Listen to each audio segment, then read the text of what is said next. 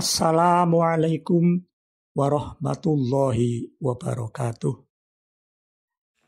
Alhamdulillah, assalatu wassalamu ala rasulillah wa ala alihi wa sahbihi wa mawalah, amma ba'd. Kaum muslimin yang dirahmati Allah, pada zaman Rasulullah ada seorang pencuri yang hendak bertobat. Suatu ketika ia datang ke majelis Rasulullah di Masjid Nabawi.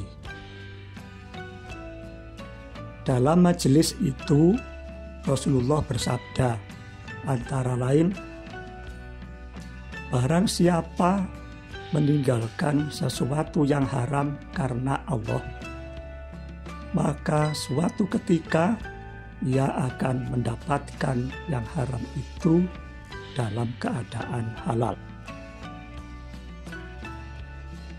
Pencuri itu merasa kesulitan untuk memahami sabda Rasulullah tersebut. Setelah majelis selesai, para sahabat mendiskusikan tentang hal itu. Para sahabat yang memiliki tingkat keimanan dan pemahaman lebih tinggi membuat pemuda itu merasa rendah diri. Malam pun makin larut. Pencuri itu merasa lapar. Maka keluarlah ia dari masjid untuk melupakan rasa laparnya.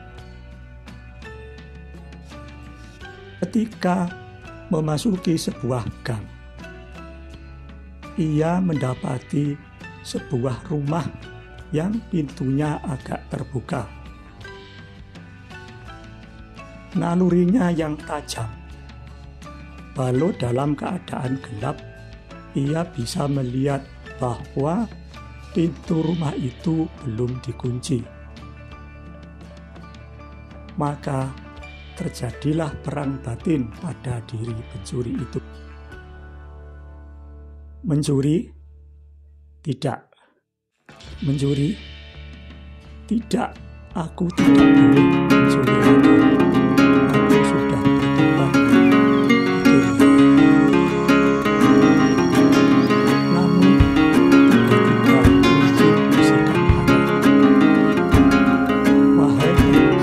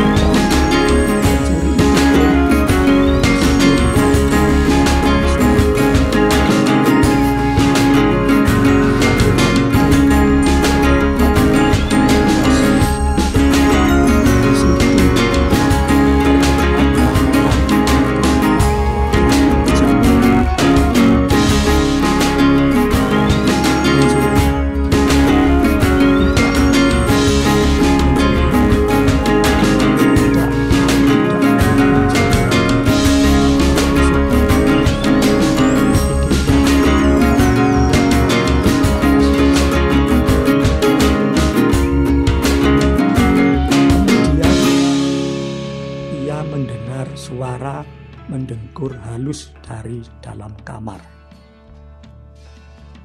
Ternyata suara perempuan.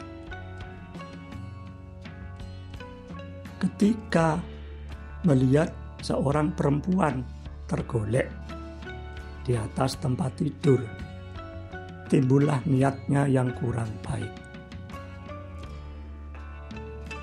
Tidak, aku tidak boleh melakukan perbuatan kotor. Aku tidak ingin menambah dosa lagi, pikirnya. Ia pun keluar dari kamar dan ingin meninggalkan rumah itu. Ketika lewat di ruangan yang tadi terdapat makanan di atas meja, bisikan aneh itu muncul lagi. Wahai pemuda yang baik, kamu sudah mengurungkan niat tidak baikmu terhadap wanita itu. Sebagai imbalannya, ambillah sedikit makanan untuk mengganjal perutmu, agar keinginanmu mencuri tidak muncul lagi. Tiba-tiba pemuda itu tersadar. Wahai bisikan aneh, sejak tadi kamu menasehatiku, tetapi nasihatmu itu malah membuatku menjadi tamu tak diundang di rumah ini. Kamu pasti setan. Kalau kamu Tuhan, tidak mungkin membisikkan sesuatu seperti ini. Aku tidak akan menuruti bisikanmu. Lalu pencuri itu keluar dari rumah itu.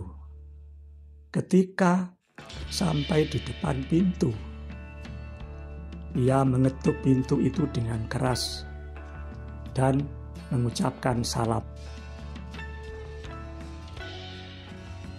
Terdengar suaranya serak, menakutkan. Akhirnya, tanpa memastikan apakah ucapan salamnya itu didengar oleh pemilik rumah atau tidak, ia segera meninggalkan rumah itu lalu kembali ke masjid. Sesampai di masjid, ia melihat Rasulullah sedang sholat sunnah. Para sahabat dan ahli sufah tidur di pojok-pojok masjid. Pencuri itu melangkah ke sebuah pojok di dekat pintu. Ia pun duduk dekat orang yang sedang membaca Al-Quran. Cukup lama ia mendengarkan bacaan ayat-ayat suci itu. Namun tiba-tiba ia terkejut karena pembacanya tiba-tiba menjawab ucapan salam seorang wanita dan seorang lelaki tua. Pemuda itu gelisah karena wanita itu ternyata wanita yang tadi tertidur dalam kamar rumah yang dimasukinya. Wanita dan laki tua itu mendekat kepada Rasulullah. Pemuda itu makin gelisah. Apakah perempuan tadi itu pura-pura tidur dan melihat wajahku? Atau laki-laki tua itu mempergoi aku ketika aku keluar dari rumah itu? celaka, pikirnya. Tiba-tiba pemuda itu terkejut ketika Rasulullah memanggilnya. Sambil menyembunyikan wajahnya yang ketakutan, ia berusaha menghampiri Rasulullah. Ia mendengar wanita itu masih meneruskan perkataannya kepada Rasulullah. Benar Rasulullah, saya bermimpi ada orang yang memasuki rumahku. Ia akan berbuat tidak baik kepadaku. Ketika aku berontak, ternyata hanya mimpi. Namun, ketika aku melihat sekelilingnya, pintu rumahku terbuka, sama seperti dalam mimpiku. Akhirnya aku pun pergi ke rumah pamanku dan mengadukan hal yang kualami. Kemudian pamanku mengajakku ke sini untuk menemuimu dan mencarikan laki-laki untuk menjadi suamiku.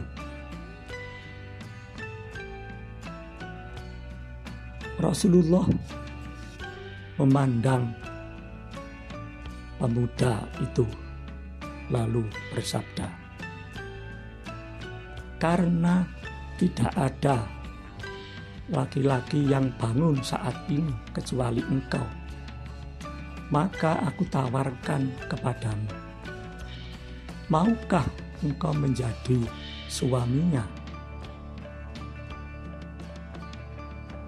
Dengan terkejut, pemuda itu menganggukkan kepala tanda setuju. Setelah sholat subuh, Rasulullah mengumumkan hal itu kepada para sahabat. Para sahabat diminta untuk mengumpulkan dana untuk biaya pernikahan dan pembelian mahar untuk laki-laki itu. Setelah pernikahan dilangsungkan, pemuda itu baru bisa memahami sabda Rasulullah, "Barang siapa meninggalkan sesuatu yang haram, maka suatu ketika ia akan memperoleh sesuatu yang haram itu dalam keadaan halal." Semoga bermanfaat. Assalamualaikum warahmatullahi wabarakatuh.